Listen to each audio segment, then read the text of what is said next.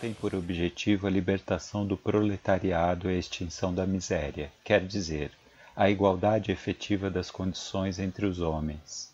Sem igualdade sempre haverá miséria, sempre haverá proletariado.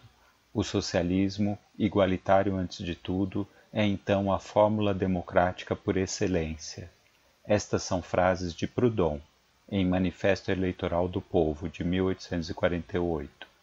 Três características do socialismo de Proudhon nos ajudam a pensar caminhos pouco trilhados para a superação do capitalismo: autogestão, democracia e anti-autoritarismo.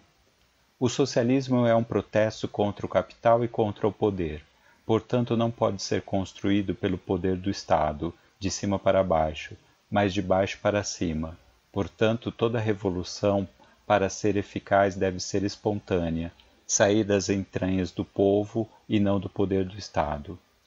Os meios para o socialismo são o mutualismo, ou a reciprocidade entre as pessoas, e as associações operárias de produção, posteriormente chamadas de autogestão. Era preciso também ter o Banco do Povo, ajuda mútua de crédito sem intervenção do Estado. No socialismo não se pode emprestar dinheiro a juros, e sim organizar a solidariedade entre os trabalhadores. O socialismo não é a estatização. Os meios de produção, em geral, devem ser entregues às associações operárias, organizadas democraticamente, trabalhando sob a fiscalização do Estado, escreveu ele. Assim como o socialismo tem por objetivo a igualdade efetiva, busca também a liberdade completa. As liberdades de associação e de reunião, de culto, de imprensa, de pensamento e de palavra, de trabalho, de ensino, etc. A propriedade deve ser colocada nos seus limites e não ser fonte para a usura. Para Proudhon, os governos são sempre vistos e colocados como um mal necessário.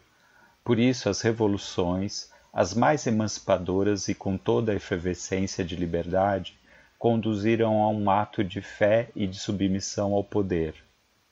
Todas as revoluções serviram para reconstruir as tiranias.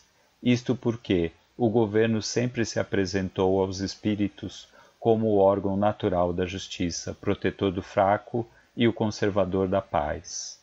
Estas são ideias retiradas de O Princípio de Autoridade, de 1851. A verdadeira revolução é uma obra coletiva e não de algum líder.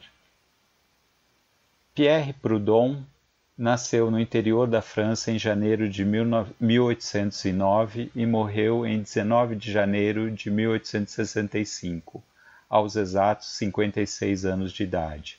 Seu pai tinha uma taverna onde fabricava e vendia cerveja, e sua mãe trabalhava na casa e educava os filhos. Ele é considerado o pai do anarquismo, pois foi um dos primeiros a se chamar de anarquista, como sinônimo de socialista. Trabalhou como tipógrafo, foi autodidata e escreveu vários livros e artigos sobre socialismo, anarquismo, filosofia, economia e política. Dentre seus livros destacam-se O que é a Propriedade, que defendia que a propriedade é um roubo, de 1840, e A Filosofia da Miséria, de 1846. Ele e Marx foram amigos e trocaram muitas ideias, porém Marx rompeu a amizade atacando suas ideias no livro A Miséria da Filosofia, de 1847. Proudhon foi eleito deputado em 1848, após as revoltas populares de junho daquele ano. Propôs um projeto de lei para cobrar imposto de 1/3 sobre as rendas dos ricos e o não pagamento de 1/3 sobre os aluguéis para os pobres. Tal projeto foi totalmente rejeitado. Nem todas as suas ideias ou propostas poderiam ser consideradas progressistas. Algumas eram tidas como conservadoras. Os rumos das revoluções do século XX afastaram-se demais dos princípios socialistas e anarquistas de superação do Estado, o que teve um custo muito caro. Enfim, o socialismo, o comunismo e o anarquismo São como irmãos que gostam de disputar. Às vezes um acredita que superou o outro, porém eles sabem que só vencerão unidos. MTST, a luta é pra valer.